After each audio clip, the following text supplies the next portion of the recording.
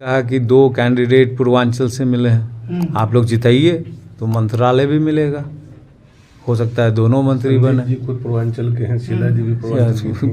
पूर्वांचल की 15 साल दिल्ली वासियों को कांग्रेस ने मुख्यमंत्री बनाया और उन्होंने सबके लिए काम किया। लेकिन अगर आप गांव-गांव में जाएंगे, गली-गली में, तो सब याद करते हैं कांग्रेस के वो 15 साल।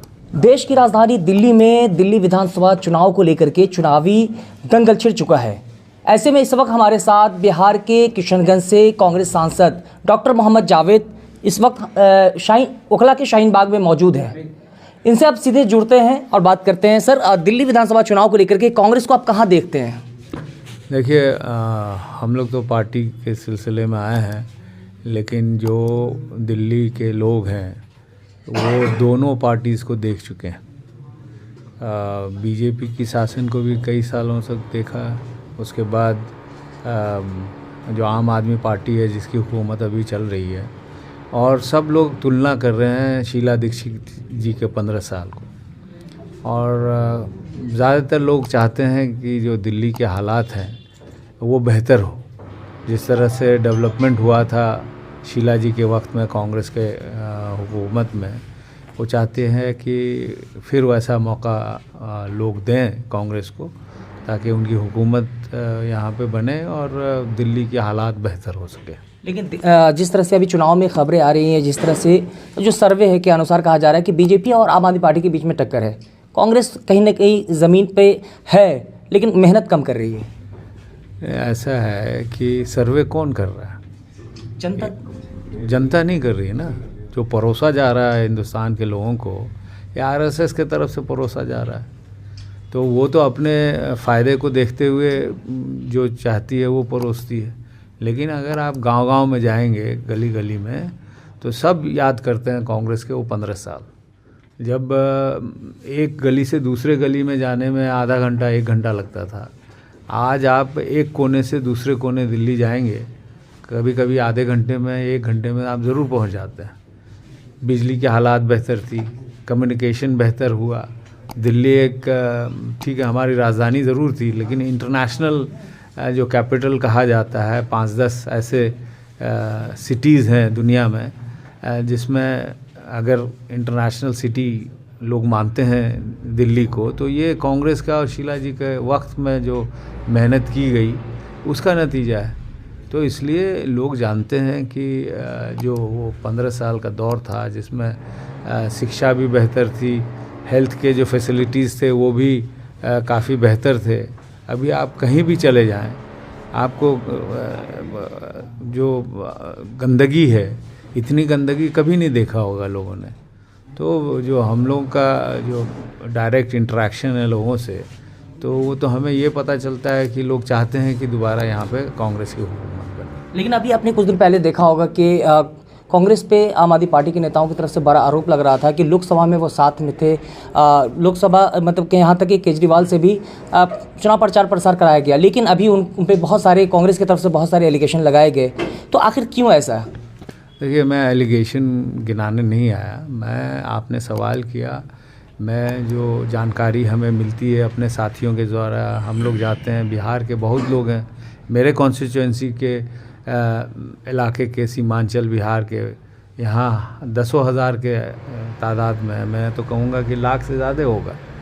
और जो उनसे फीडबैक मिलती है, सब चाहते हैं कि दोबारा यहाँ पे कांग्रेस की हुकूमत आए, ताकि लोग खुशहाल रहें और जो परेशानियाँ हैं डे टू डे, जो मुश्किलात है, वो कम हो। सर, आपने बहुत अच्छा कहा कि आप बिहार से, मैं भी बिहार से हूँ। आप कह रहे हैं कि बिहार से यहाँ पर काफ़ी संख्या में लोग रहते हैं। तो यहाँ पे दिल्ली में जो है 25% जो है पूर्वांचली लोग रहते हैं, लेकिन सीएसी के आप मेंबर हैं। आपसे एक सवाल करना चाहेंगे कि आम आदमी पार्टी ने जो पूर्वांचली को 11 प्रत्याशी पूर्वांचली उतारे हैं, भाजपा ने 5 उतारे हैं, लेकिन कांग्रेस सिर्फ 2 उतारे हैं, उसमें भी एक भी बिहारी नहीं है। देखिए, इसमें कोई शक नहीं है कि कभी कभी जो नॉमिनेशंस, जो कैंडिडेट्स घोषणा होती है, तो उसमें कुछ कमियां रह जाती हैं। वो हर पार्टी से होता है।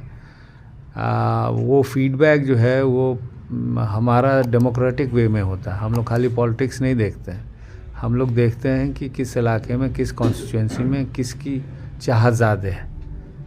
हम लोग का सर्वे होता है, लोगों से जानकारी लेते हैं, हमारे जो कार्यकर्ता हैं उनसे मशवरा लेते हैं और उसके आधार पे हम लोग टिकट का फ़ैसला करते हैं। और इसकी ज़िम्मेवारी सीईसी में, ठीक है, हम लोग फाइनल करते हैं, उसमें हमारी शीर्ष नेतृत्व जो हमारे माननीय अध्यक्ष हैं उनके दस्तखत से, उनके आदेश अनुसार क्लियर होता है। लेकिन हम लोग अपने कार्यकर्ताओं के भावनाओं के विपरीत नहीं जाते, उनके जो मशवरे होते हैं उसके हिसाब से ही हम लोग पॉलिटिकल फैसला लेते हैं। लेकिन राहुल गांधी जो है जातिगत जनगणना की बात करते हैं, जिसकी संख्या भारी, उसकी उतनी हिस्सेदारी की बात हो रही, लेकिन फिर भी उसके अनुसार अगर देखा जाए तो कहीं ना कहीं जो पूर्वांचली के साथ जो है भेदभाव हुआ। नहीं, जो आप आंकड़ा बता रहे हैं, आई एम नॉट श्योर कि उस आंकड़े में कितना एक्यूरेट है वो, लेकिन इसमें कोई डाउट आप ना रखें कि राहुल गांधी जो भी बोलते हैं वो दिल से बोलते हैं और बाकायदा उसकी जानकारी ले के बोलते हैं। अगर उन्होंने ये कहा कि हम जाति गणना कराएंगे और हम हक देंगे जिसकी जितनी आबादी होगी उस हिसाब से, तो वो इम्प्लीमेंट करेंगे और कर रहे हैं जहाँ जहाँ राज है। आज दिल्ली वासियों के लिए जो घोषणा हुई है पार्टी के तरफ से, जिसमें राहुल जी का बहुत बड़ा कंट्रीब्यूशन है फैसला करने में, कि हर जो ग्रेजुएट है उसको महीने का 8,500 रुपया मिलेगा, एक परिवार की एक महिला को 2,500 रुपये महीने मिलेंगे, 300 यूनिट बिजली फ्री होगी, उसके अलावा गैस सिलेंडर 500 में होगा, इलाज 25 लाख तक फ्री होगा। ये हम कर चुके हैं और कर रहे हैं। आप कर्नाटका इलेक्शन के हमारे वादे देखिए और अभी जाके आवाम से पूछिए कि जो जो हमने वादा किया हमने पूरा किया। हमारा तेलंगाना में भी वही हुआ, राजस्थान में हम लोग 25 लाख तक का हम लोग इलाज कराते थे। बीजेपी वाले बहुत सब वादा किए, आप जहाँ जहाँ जाइएगा पता कीजिएगा, जो जो वादा किया है कभी पूरा नहीं किया उन लोगों ने। तो लोग राहुल गांधी के बातों पे यकीन करते हैं और यकीन इसलिए करते हैं क्योंकि जो बोलते हैं वो करते हैं। Thank you. लेकिन सर, जब पूर्वांचल की बात हो रही है कि वहाँ कह रहे कि टिकट नहीं मिला, तो पूर्वांचल मंत्रालय बनाने की जो बात चल रही है, तो फिर कैसे संभव हो पाएगा जब पूर्वांचल के ही कोई विधायक नहीं होंगे, कोई मिनिस्टर नहीं होंगे? ऐसा आप ही ने कहा कि 2 कैंडिडेट पूर्वांचल से मिले हैं, आप लोग जिताइए तो मंत्रालय भी मिलेगा, हो सकता है दोनों मंत्री बने। जी खुद पूर्वांचल के हैं, शीला जी भी पूर्वांचल की 15 साल दिल्ली वासियों को कांग्रेस ने मुख्यमंत्री बनाया और उन्होंने सबके लिए काम किया।